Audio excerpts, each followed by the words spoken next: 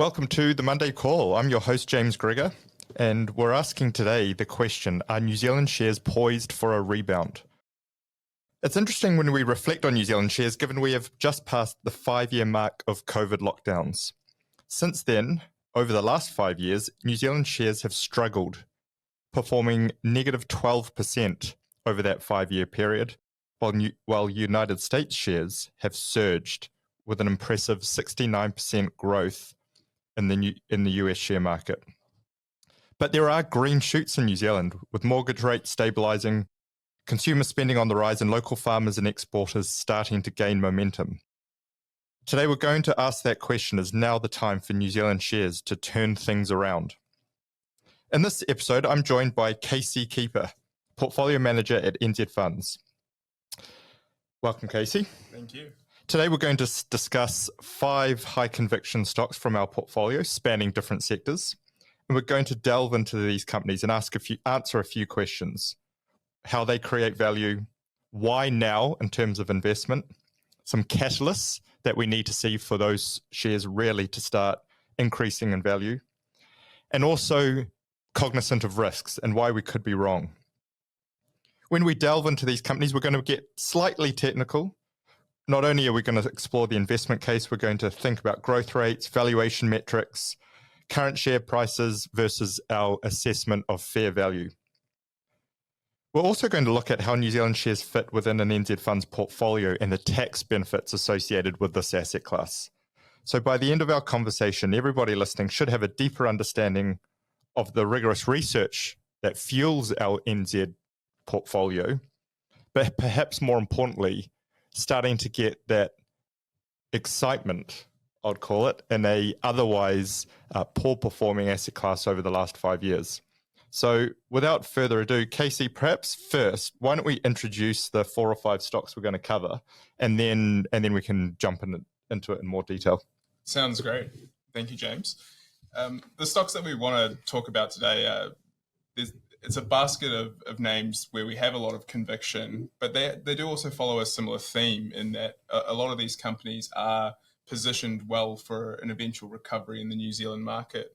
So the names that we would like to talk about, some Air New Zealand, Fletcher Building, Ryman Healthcare and Somerset Group, as well as Hallensteins. And if we've got time, we can touch on a couple of Australian names within the portfolio as well. Yeah, that sounds good. So I've been away out of New Zealand for the last 2 years, and really very similar names to what we're looking at a few years ago from a New Zealand context, but I guess a completely different part of the economic cycle. So, this is a pretty good broad range of what looks to be pretty cyclical companies as well. So usually, follow the model of GDP growth in some ways. So why don't we start with the easy one? Because there's a few tough ones in there, when we think about builders and perhaps retail in New Zealand. But why don't we kick off with Air New Zealand? I think we all know what they do, but why don't you talk about, how does Air New Zealand make money? How do they create value for shareholders? Yeah, definitely. Well, I think the core of Air New Zealand comes from their massive, comprehensive network that they have, which gives them this sustainable competitive advantage, especially in the regions. So you think about your Jetsstars or your competitors to Air New Zealand, they will operate on these hub-to-hub routes from Auckland to Christchurch or Auckland to Queenstown. But for example, your Auckland to Napier routes or your Auckland to New Plymouth routes, that's where Air New Zealand really shines through that network that they have. And that gives them an element of pricing power. And obviously that can lead to a bit of disgruntlement in the media around pricing and things like that. But that's what gives Air New Zealand its strength domestically. For Air New Zealand, they create value by transporting the people and the cargo from point A to B, quite simply. But where they also generate value, which might not be as apparently obvious, is in something like their loyalty program or in the AirPoints program. It's one of the biggest loyalty programs in New Zealand, and it's somewhere where we think that there's some ability to unlock some value there, which would be really positive to see as well. But yeah, they effectively operate as a monopoly, a regulated monopoly here in New Zealand, and they're 51% backed by the government. So those are two pretty big positives from a company point of view and how they deliver value. So, in my understanding of Air New Zealand, it's about a third domestic, a third international travel. But when you look at profitability, does that change in terms of profitability, domestic versus international? Is that roughly similar as well? It depends on what yields are doing on different routes, so it can change quite a bit. But in terms of where they get the best bang for their buck is on those domestic routes, where they generate the most amount of revenue for the least amount of kilometres flown. So that is sort of the golden goose, if you'd like to say, in some aspects. So that model, therefore, the reason I asked that, I guess it's where a great way that they can make money is if tourism increases in New Zealand, they bring a whole lot of tourists here on their planes, hopefully, but even if not, even if they're on a competitor airline, but once people are on the ground as tourists in New Zealand, then they're getting on those regional flights, which are great money makers. Plus, you've got the domestic market as well, business travelers, etc. Definitely, and there's no denying that it's been an incredibly tough time for Air New Zealand recently, and for a lot of reasons, for factors outside of their control. So they ran into issues with getting new planes from Boeing. Why don't you talk us through the issues they've had, because they've been it's like sort of almost death by 1,000 cuts in some ways over the past few years. Yeah, I mean, if you take it back to when the pandemic started, that was, I mean, I feel for Greg Foran sort of landing at the airline a month before everything sort of fell apart. But they managed to get through COVID reasonably okay. But then as travel started picking up and ramping up again, Air New Zealand, along with many other airlines, were facing an issue of we can't get enough planes to service all this demand that's out there. So not only are they facing delays on getting new 787s from Boeing, they also face some issues on their engines of the A320s. So that's led to a situation where even across the next 6 months, capacity is expected to reduce before it gets better as they deal with these aircraft grounding issues. Do you think this is partly why prices are higher, or in terms of therefore less volume that they can fly, and it's just part of the issue? Definitely, I think that's one driver of it. That they are doing the best with the planes that they have and the capacity that they are able to service. But imagining that 20% of your fleet all of a sudden is out of action, or you need to rejiggle things around, operating an airline or in a network of routes can be very challenging at the best of times, let alone with the spanner in the works that they've been thrown their way. So we've got an airline, we've got a really strong, especially domestic operator, where they can effectively, have effective monopoly on some routes. They've had headwinds over the last 5 years, COVID obviously, but then some of the things you've been talking about. Oil's been volatile. It's probably not a too bad a shape at the moment for an airline. It's been certainly a lot lower than it was earlier in that 5-year period. So why do we like it now then? It sounds pretty tough, and yet it's one of your 5 that we're going to talk about today. Yeah, that's I guess that sort of forms part of why we like it now, is that a lot of all of those headwinds are what we think near the peak of the headwinds that they're facing. Pardon the airline-related puns, but with all of that, we think a lot of that's in the price. So the fact that they're going to struggle over the next 6 months to get planes in the sky, the fact that the New Zealand economy is very soft at the moment, these are things that we imagine will improve over the next 12 to 24 months, and we don't think those factors are adequately reflected in the current valuation and the current price. So that's where we see a dislocation in that part of the market.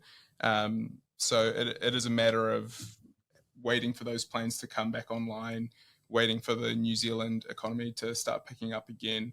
And while leisure has been reasonably stable and reasonably strong, those key markets that higher margin, which is your corporate travel and your government travel, those are really areas where we would look to see pick back up.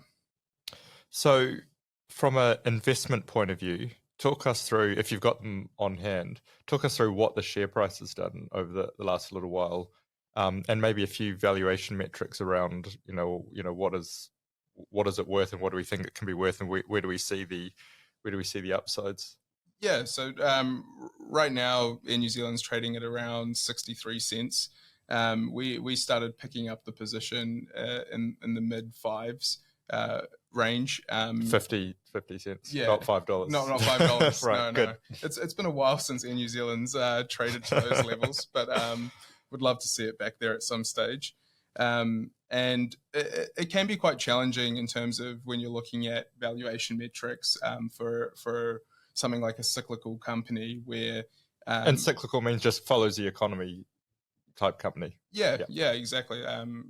Airlines are quite notoriously cyclical. There are a lot of factors that are out of their control. What fuel price or the price of oil being a big driver there. But in terms of evaluating the valuation for Air New Zealand, the approach that we've taken is that right now it's at near the worst that we think it's going to get.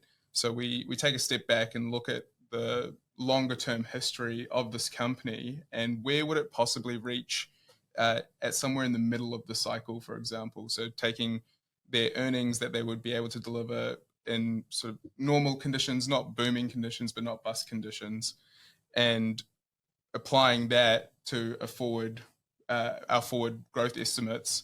And that's where we get that valuation gap to its current price. So our target price for Air New Zealand, putting the dividends aside, would be closer to $1, whereas now it's trading at around 63 cents. So there's still scope there for more value realization there. So in any good investment thesis in a stock, and we're gonna talk about this as we talk through the rest of the companies, but there's a valuation mismatch between what we think is going to happen and where the share's currently trading. Yes. So that's good. And we like the company and we know how they create value and we want to be part of that. But you always need that catalyst. And some stats coming out from Statistics New Zealand saying the economy's slightly better is probably not going to do that. Might do a little bit, but what are some of the catalysts that you think will happen that will really start to see Air New Zealand share price starting to come to the fold and getting more that closer to that dollar mark from 60 cents?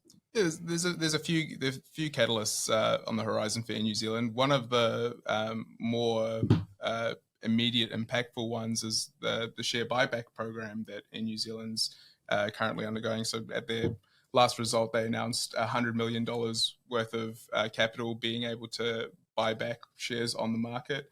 And so you've seen that be a positive driver for the shares. But outside of sort of those capital management things, what we're really looking for is around the timing of them being able to get those aircraft. So in the past with the 787s, it's been a issue before that they haven't been able to get them on time.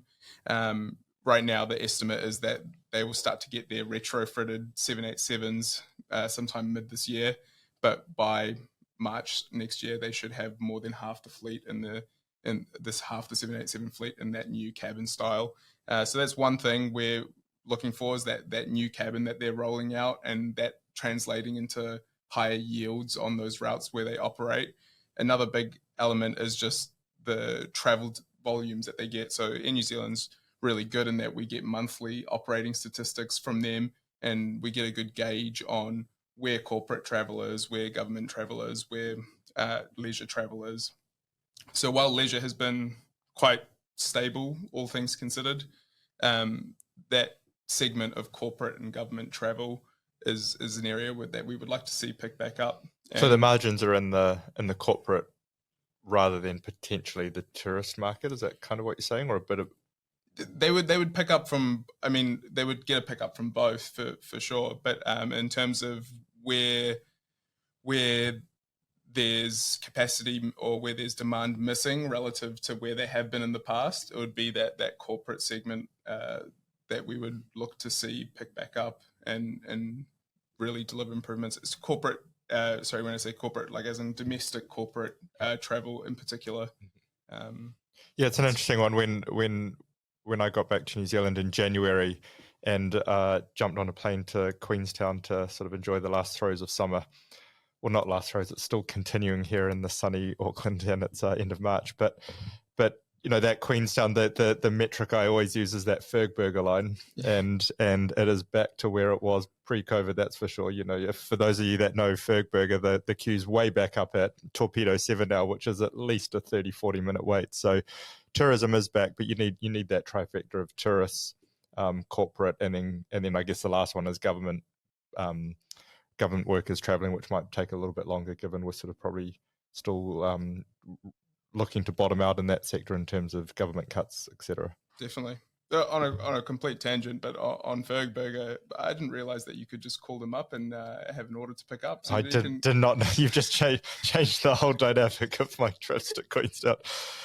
Right, we digress. So great summary of Air New Zealand. Look, sounds really exciting. Sounds like a certainly a play in that recovery, and especially businesses, which as I travel New Zealand, talking to our really close referrers in the accounting sector, I think there's a lot of discussion around, you know, starting to see green shoots in the economy, and that's just a good thing for business in terms of green shoots in the business community and the business clients of these accountants. So sounds like an undervalued company, probably fairly undervalued for where it was, but actually some really good catalyst for it to recover back up to fair valuation.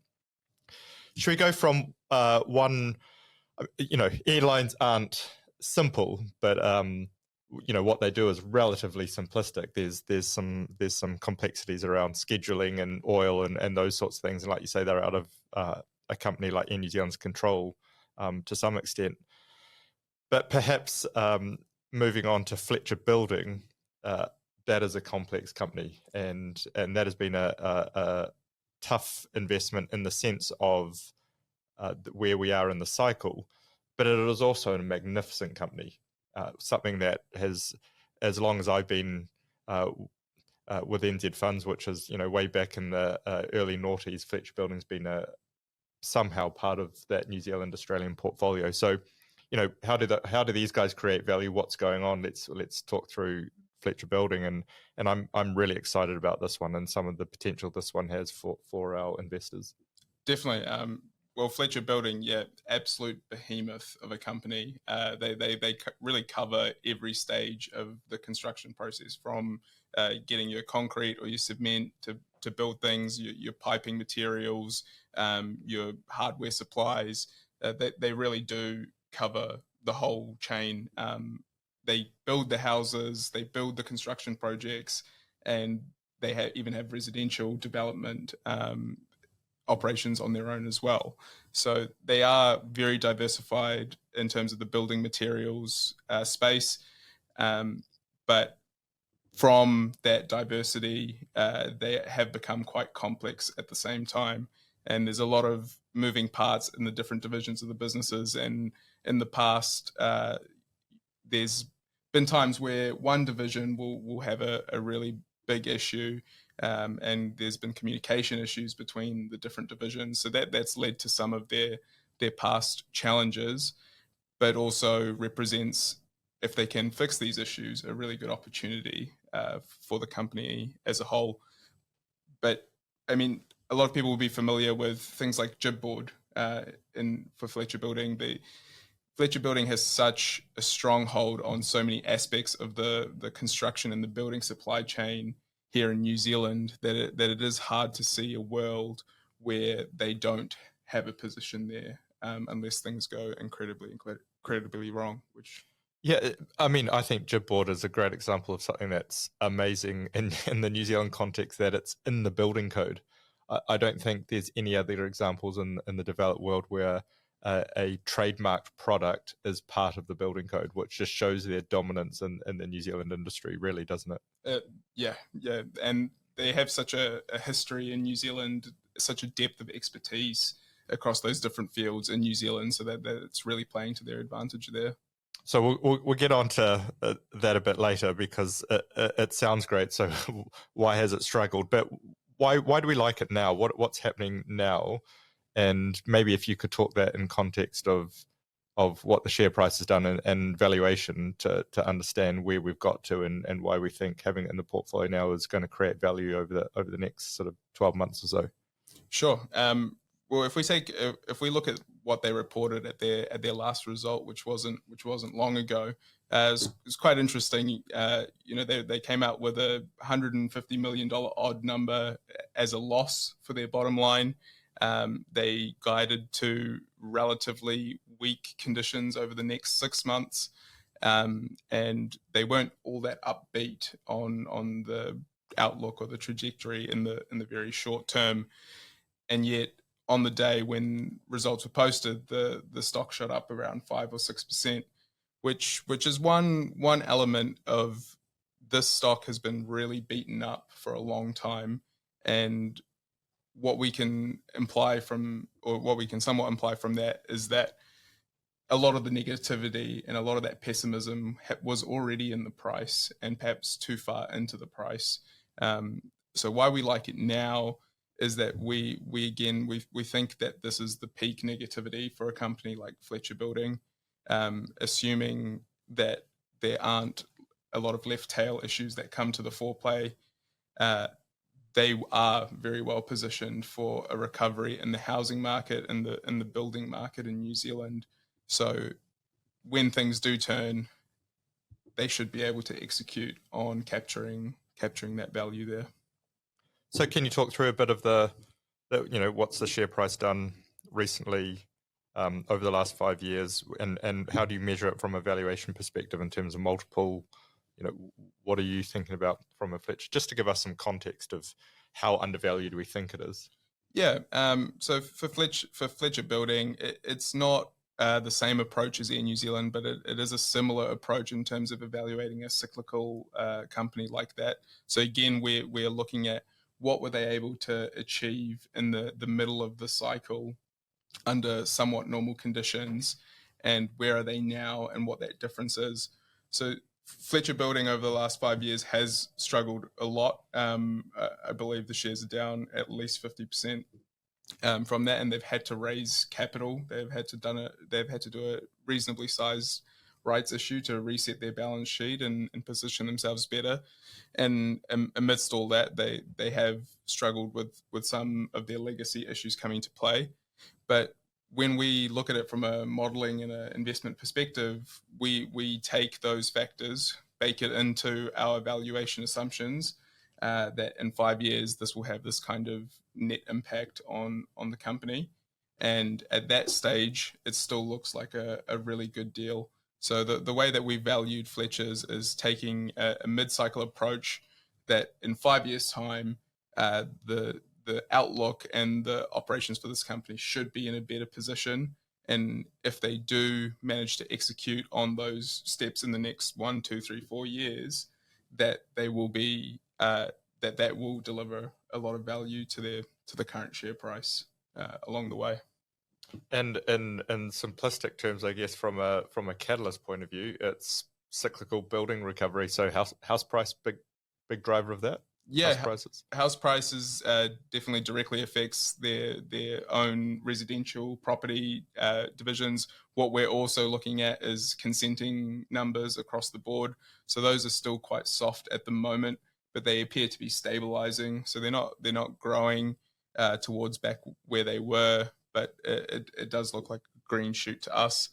The other things that we're mindful of is some of their legacy issues continuing to roll off. So things like the Sky City Convention Centre, or the iPlex pipes issue in Western Australia. Those are still things that are sort of clouds on the horizon, but things that over a 5 to 10 year period, we expect to alleviate and improve. What about in Australia? Don't they have a ginormous? You're looking at me like, please don't talk about Australia, but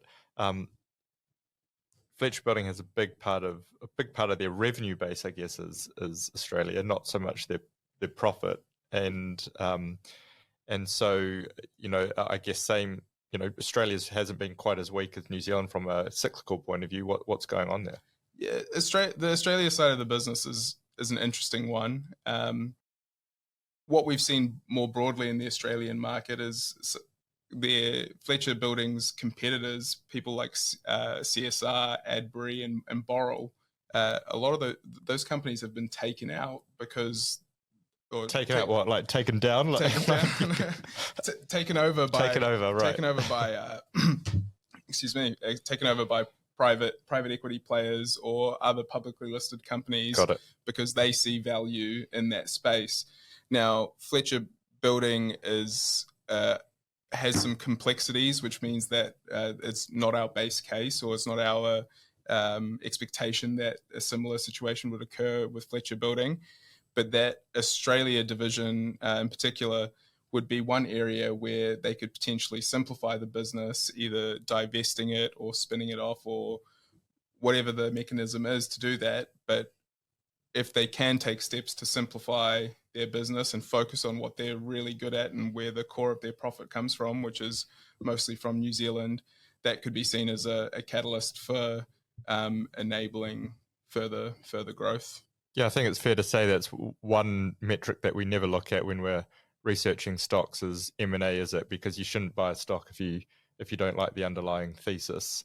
And if you're just relying on mergers and acquisitions to get your price target, then you could be waiting forever. So, it's an interesting thing that's happening in that sector, especially in Australia, but it's certainly not a thesis of why I would buy it, is it? Agreed, yeah. It's actually quite a shame most of the time when we are researching these companies, we're generally taking 5+ year views on these companies. And yes, the company gets a takeover offer that instantly boosts the share price 30-50%, but often that's a small consolation prize for the value that you should have been able to realize in that company over a longer period of time. That is a beautiful segue into the retirement sector, because I'm just thinking and crying about the loss of MetLife Care from the NZX, which wonderful company, undervalued for some time until I think it was private equity saw value in it. But really, if it was listed,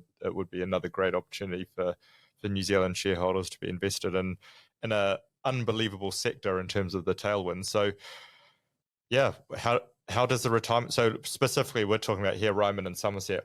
There's quite a few other different smaller players in this sector, but why don't we talk through the retirement sector, how they create value for shareholders? Yeah, for the retirement sector, a lot of people just, or understandably, just look at them as units and something that you pay a lot of money for and maybe don't get the best deal out of. But where I think the retirement sector really delivers is they provide that peace of mind, that convenience, that proximity to facilities, and that atmosphere and that culture of a community lifestyle. And that isn't inherently quite valuable and demonstrated by all the testimonials, all the demand for those units, and that it provides a very engaging lifestyle with access to really high quality care. So that's what they deliver for their residents. And if you compare that, say 20 years ago, when most of these places were owned by charities, they're trying their best to deliver a service, but they were massively underfunded, and the demand was huge. And if one of your family members got a place in one part of the city, the type of care and experience that family member would have compared to a different facility in a different part of the city was totally different. And so I guess the scary thing for people retiring or having family members retire is there were no really good options, and now that's totally changed in New Zealand. If I think of my last 2 years in the UK and think about their retirement sector, that is terrifying. Unless you are in the top 0.1%, the facilities to retire in the UK are dreadful. And so these companies are, I guess, looked upon sometimes negatively in terms of the cost but actually the cost is pretty negligible given what they're actually providing their customers. Anyway. Yeah, I think in terms of the business model behind it, how they shine and is by developing these villages, developing these units, having demand for those units, and then being able to sell a unit for, let's say, $1 million, and then when the resident passes away or moves out into a different facility, that's when they then return the capital less a percentage, known as the deferred management fee, which for the case for Ryman and Somerset is around 30%.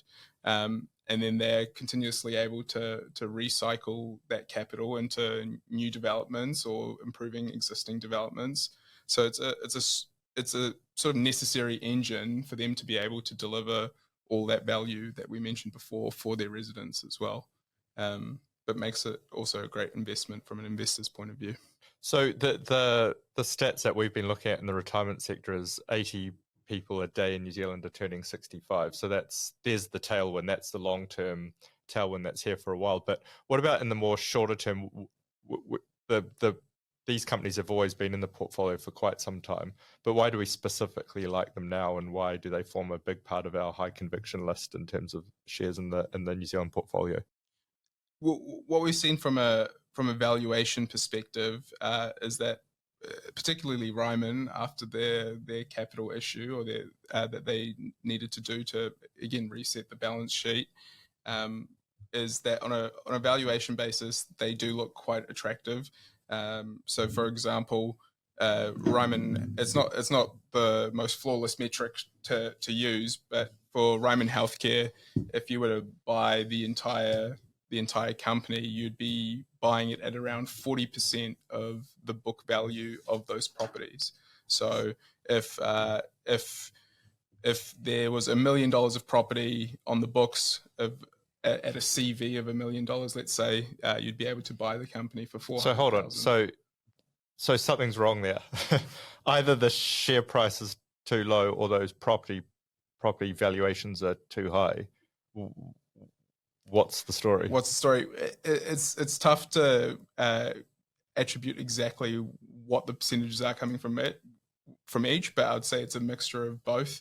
The book value of those properties probably hasn't come down nearly enough compared to what's been happening in the residential property market or in the housing market more generally, but also that specifically in Ryman's case, sentiment around that name has been quite poor, and so investors don't give them much credit for being able to get back to that full valuation, which in some cases is fair enough. But in terms of for us, we do have the luxury of being able to take a long-term view on that, and for example, in 5 years' time, the situation should improve for both Ryman and for Somerset, because of those long-term structural tailwinds that they have. And so we think the current position that these two operators are in is they're beaten up, but a bit too beaten up for our liking. So answer this question. So we call it the price to NTA. So as you've described it, so the price to net tangible assets is 0.4. So where has this traded in the past? What's the top, highest it's traded in terms of its price to net tangible assets? Yes, if you go back to all the way till Ryman's inception, I believe currently the long-term average is somewhere in the 1.7 times region. So that's obviously a fair bit higher than where we are now. And Somerset would be above 1 as well. And that's because of the growth prospects and the growth story for these companies. So growth story is still there. And even if these price to NTAs doubled to 0.8, we're still well below the highs.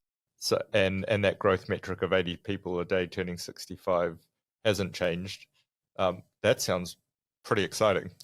I think so. And we don't have to look that far back to get sort of validation around that pricing. It was towards the back half of last year, you had Stonepeak, this international player, come out and take over Arvida Group. And the multiple that they did that at was at 82% of net tangible assets, which in my opinion is still far too low. But that is a data point that supports the valuation of these companies. Yeah. So catalyst, I think this one even I can answer in terms of catalyst for these stocks to re-rate or for their share prices to go up vis-a-vis the net tangible assets, house prices, which lead to more sales.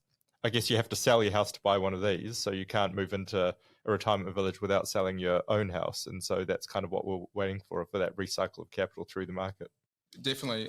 So we're keeping a close eye on auction clearance rates, inventory levels at the different retirement villages, what kind of sales incentives they're putting together to move that stock.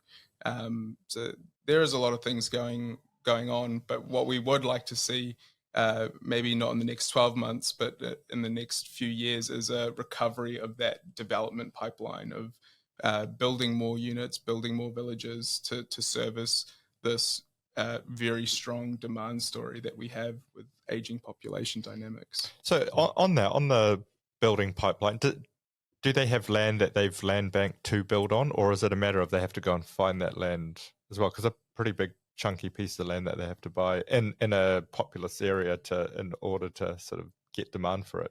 Yeah, I think in Ryman's case, they do have opportunities where they can do greenfield new developments.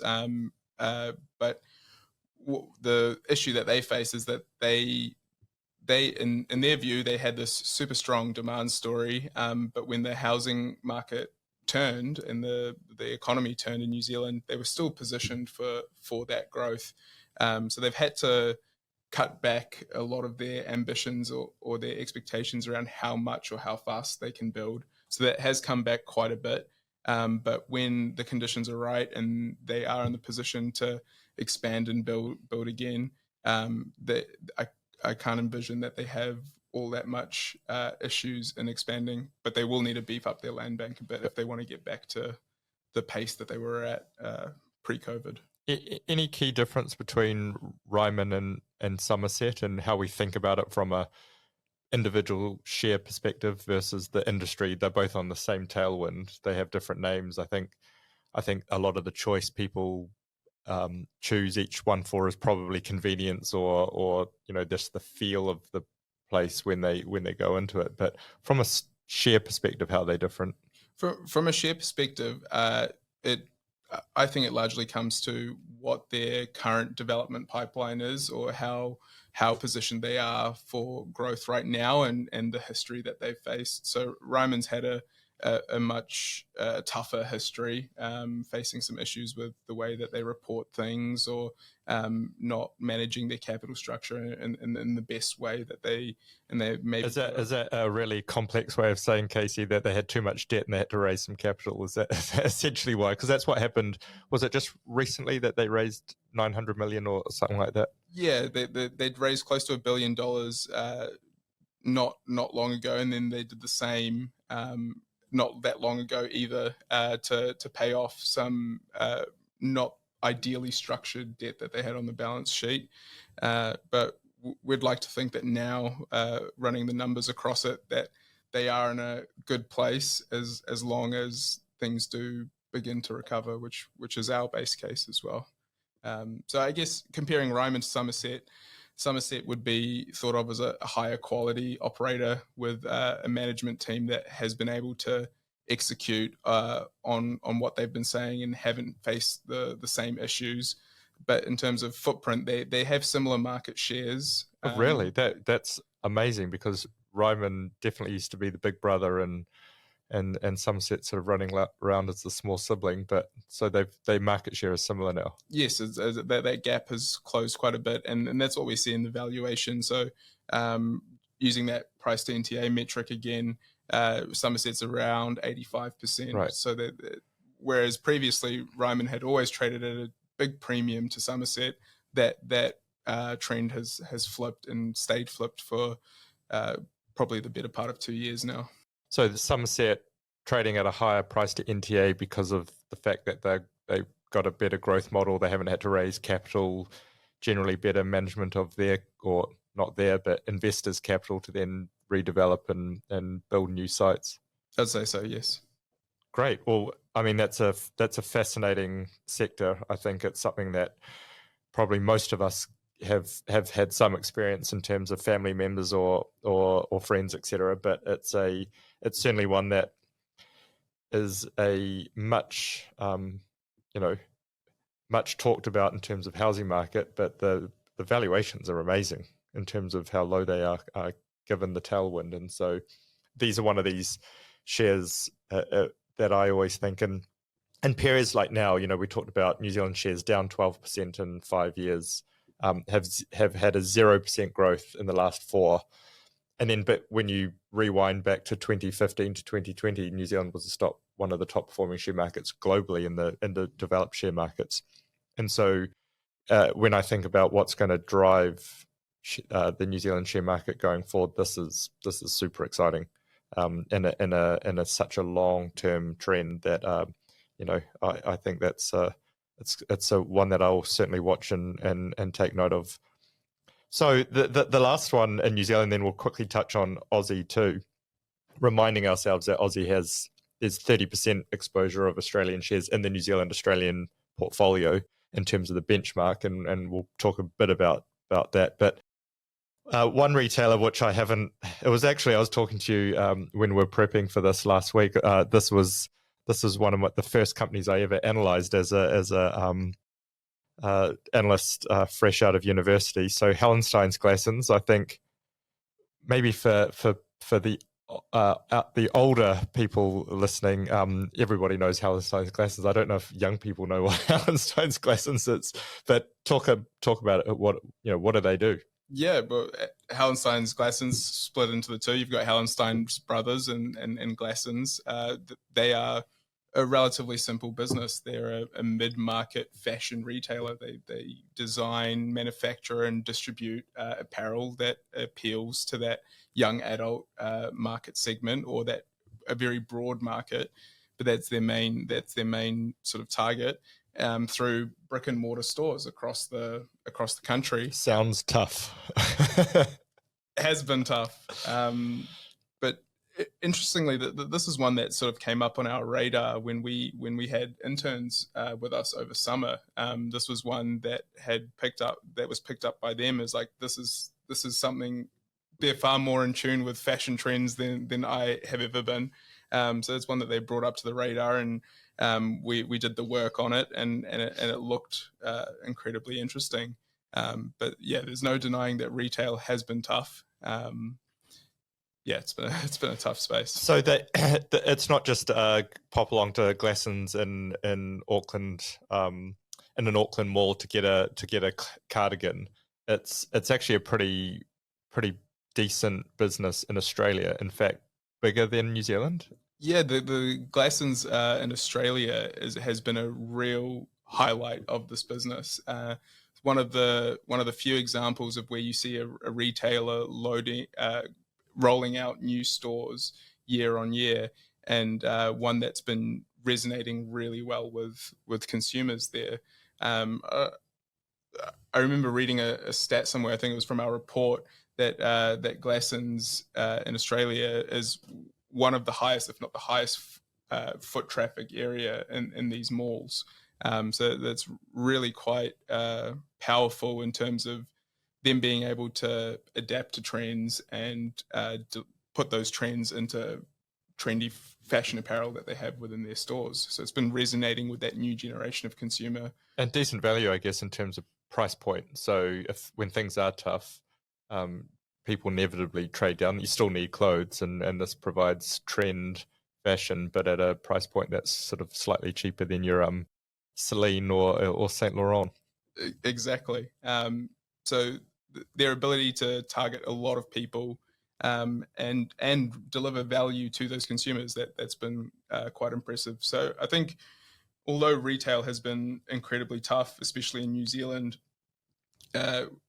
we give Hallenstein some credit for navigating that environment the way that they have. They've done better than other retailers there, and should do better when things pick up again, when we get more foot traffic, more consumer confidence, or better consumer confidence in the market as well. So talk us through share price valuation. What's happened? Has it been, I haven't looked at the share price for a long time. Has it been absolutely decimated, or has it actually tracked along pretty well? It has tracked along pretty well, but less so from its company fundamental performance. And one element would be, so recently it was included in the NZX 50 index, and that sort of gave it a pretty sizable boost in terms of liquidity and people needing to buy that stock. So since its inclusion in the index, and that really helps, because it helps with the liquidity, and that's really important for our holdings, because it means that we can be more nimble in terms of buying it, but also taking profit and selling it when the case arises that would want to. Yes, definitely. So prior to its index inclusion, there just wasn't enough liquidity in that name for it to make sense, because we do need to take into account liquidity when we're modeling or valuing these companies. So, for example, with Hallensteins, we would need to apply a liquidity discount of sorts, because it's not as well traded as something like Spark or Fisher & Paykel Healthcare, for example. But we think that the value in that name, if they're just able to achieve what they, or not achieve what they have been achieving, but like half of what they have been achieving, it still shows good value on a 5-year view.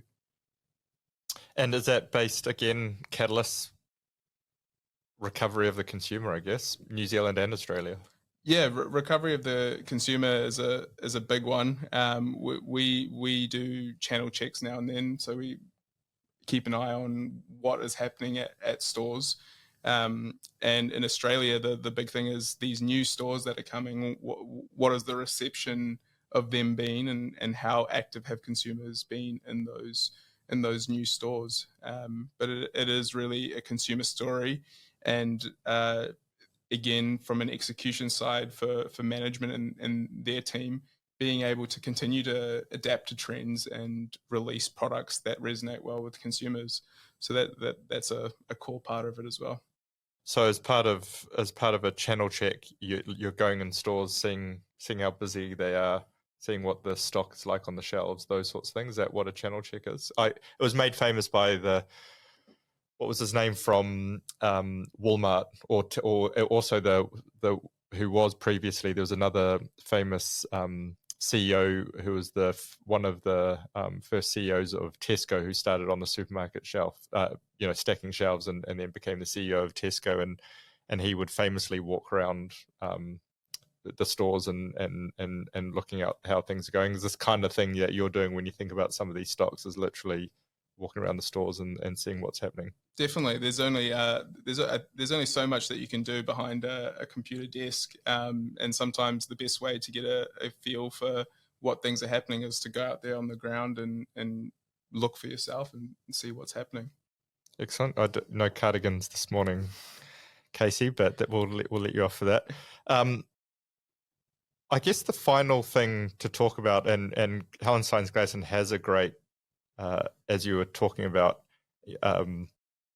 part of its business in Australia. So why don't we jump there, because it's been slightly different in Australia, in the sense of that economy has been rumbling along quite nicely.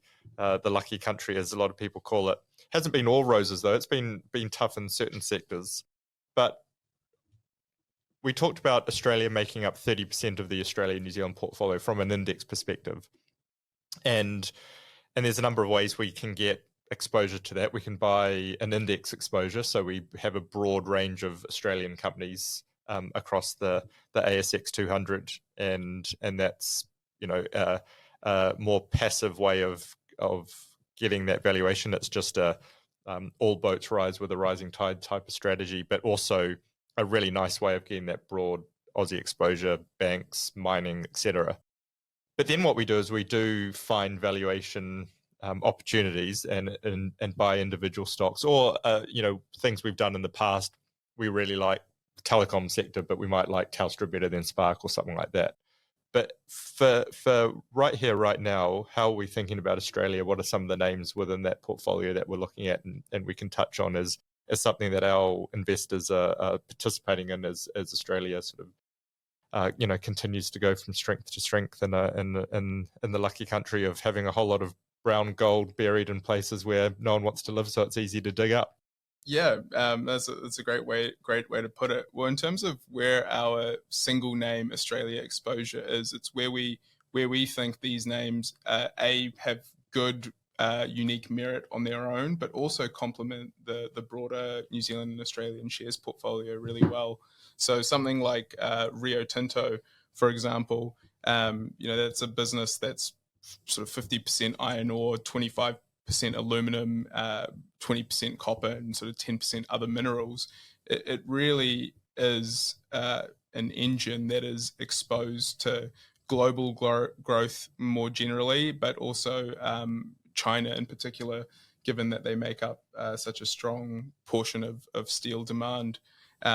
So they are an engine that really helps complement the portfolio because we don't have anything like that in New Zealand.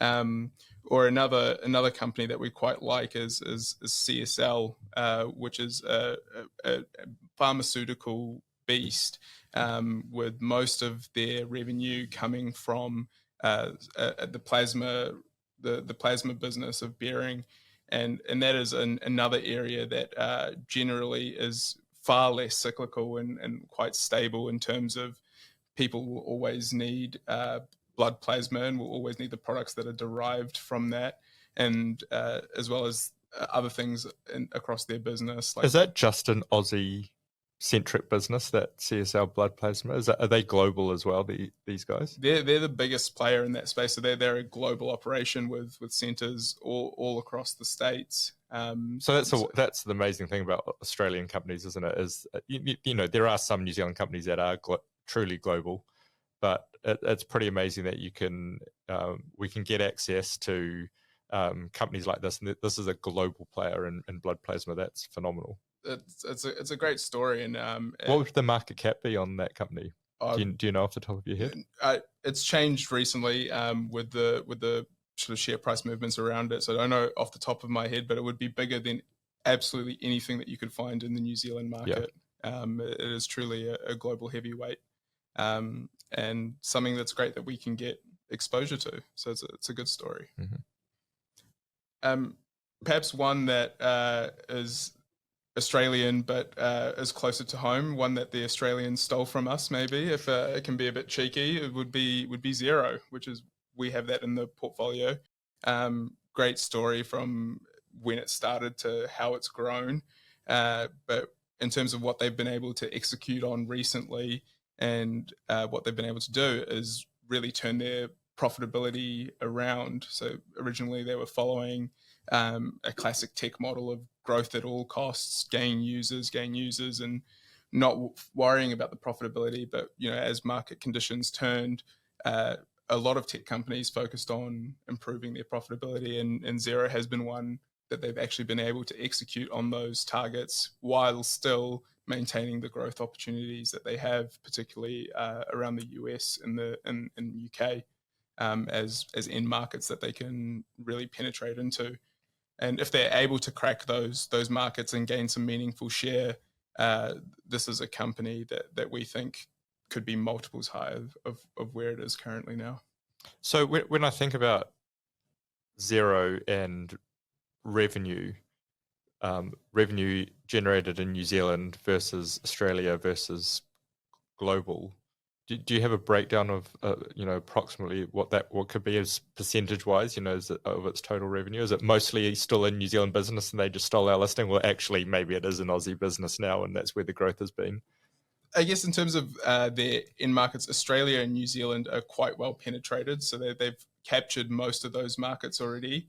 So there's limited potential for growth there, but is sort of a core of their earnings and their revenues. So while US and the UK don't really contribute nearly as much, that's where the potential is for that company.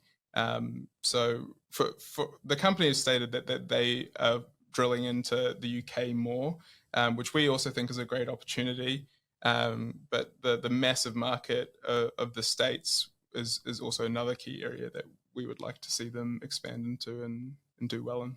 Yeah, it's been a phenomenal story, and the moment it was listed on the Aussie market, it just kept going, didn't it? And that, I guess that's because of that coincided. Perhaps it's not because the New Zealand market wasn't a great place to be listed, but it coincided with its growth of its earnings into the Aussie market and then wider into global markets. Yeah, it's always nice to see a story where, well, it's not always nice, but it's good to see that they've outgrown the New Zealand market they've done so well that they've almost outgrown the New Zealand market and need access to different institutional investors or different types of capital as well. And so when you're analyzing something that's growing like this, how do you think about valuing it? It's a completely different approach to something. Different from price to NTA, like the Ryman Somerset example. Yeah, exactly. It's not nearly as straightforward when you're valuing these companies with high growth. But generally, the way that we've approached it is assuming that they can or making predictions around how much of a market that they can capture, what that would translate into for a revenue, and making assumptions around what kind of margin they could charge based off what they've been able to do in New Zealand or Australia, taking into account different market dynamics in the US and the UK, and then valuing that earnings stream and the cash flow stream that comes off it at a more reasonable level, say 5 years down the line, which isn't as precise as valuing something like Contact Energy that spits out a very similar earnings number every year that you can get very comfortable around what you should pay for that. So there is a lot more variance in sort of the valuations for these high growth companies, but the potential for realizing that value upside in the portfolios is also a lot higher as well. Well, thanks, Casey. I think the way I'd sum it up is the opportunistic shares in this portfolio are ones that have been around for a long time. They've gone through multiple business cycles. If I think Helen Stein's, Glasson's, Air New Zealand, Fletcher Building, Ryman, Somerset, and now they're back at valuations where we think they're really exciting and have got some really good upside. And I think it's really worth remembering on that basis as well is all shares in New Zealand are capital gains tax-free, which is just phenomenal. And then you overlay that with most of these companies pay dividends. Cyclical companies pay them when they're making good money and maybe reduce the dividends. But when we think about the wider portfolios of the Meridians, Contacts, Sparks, Choruses, etc., all the dividends are tax-free to a greater or lesser extent too because of imputation credits. So you get to buy companies now in a market that looks incredibly cheap compared to historic valuations. It looks incredibly cheap compared to some of the wider share markets globally. And we're not just buying into names that no one knows. We're buying into household names that we've known for a very, very long time. I was covering these stocks when, like I said, when I started as an intern in 2000, and all these names existed. And so maybe not Ryman, I forget when they actually listed, but Ryman and Somerset. Somerset was a bit later, but the sector was there in terms of MetLife Care, and so it's just phenomenal that our investors, NZ Funds investors, have the opportunity to buy these names for great value, for valuations much cheaper than they have been, in household names that have been around for decades, all the while paying no tax. I mean, that's some sort of there's some sort of catch there, and there's not, and that's why we love New Zealand shares. It's why at the moment, we think the volatility globally has come about actually mostly driven by high valuations rather than necessarily tariffs or anything like that. They do create the volatility, but really they create volatility when valuations are high. And what we've been doing is reducing some of that exposure to some of our global assets, which we've made great returns on, and reinvested them back into New Zealand, which looked like they're positioned for some great times going forward. So, look, really appreciate your insights there. It just proves the rigor that you and the team are going through, why the lights are on all night in the office as you start researching these stocks. And look, we might see you around in a Hallenstein store over the weekend channel checking. Sounds great. Thank you very much for having me, James. I think it's going to be an incredibly exciting period coming up. It might not feel like it, but I think it's going to be quite exciting. Yeah, I agree. It's one of these times where it might not feel like that cyclical recovery is coming, but look what's happening to farmers. Look what's happening to exporters. Low dollar, great pricing and from at the farm gate. At the same time, as mortgages turn off these higher rates and roll into lower rates, that just means more money into the economy, which is great for some of these cyclical shares we've been talking about. Definitely. All right, we'll leave it there. That's bang on an hour. Thanks everyone for joining us this week, and look forward to catching up again very soon. Take care.